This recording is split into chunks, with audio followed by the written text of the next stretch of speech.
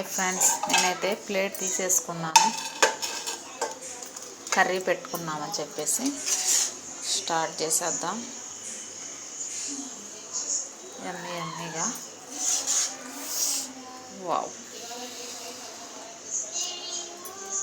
ముక్క ఎలా ఉంటుందో చూద్దాం. ముట్ట అయితే వేసేసుకున్నాము.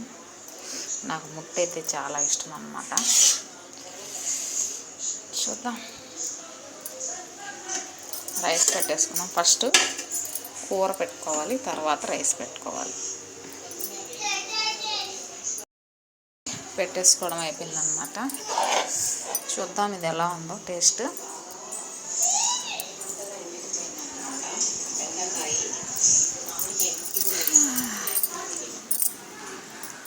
చూద్దామా ఎలా ఉందో.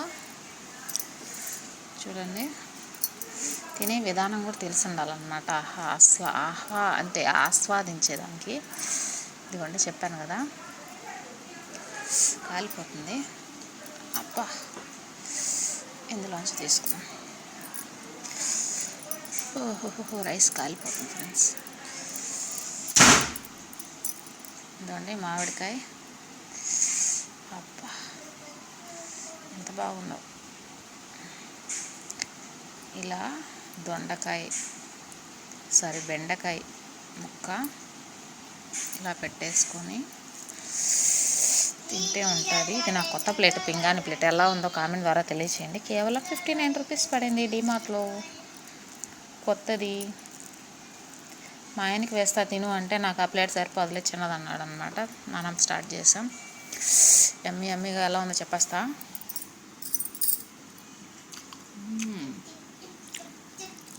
యమ్మీ పులుపు, కారం తక్కువగా, చాలా బాగుంది. రైస్ కాలిపోతుంది.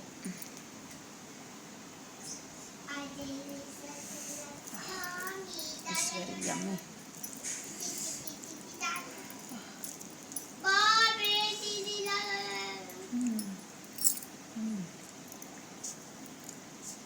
సూపర్ ఉంది ఫ్రెండ్స్.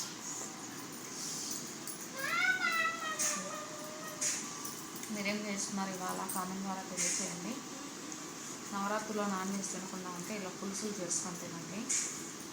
ఇది ఫిష్ పులుసులా చేశాను నేను. తింటుంటే కూడా ఆ ఫ్లేవర్ అలా అనిపిస్తుంది అన్నమాట. ఇంకా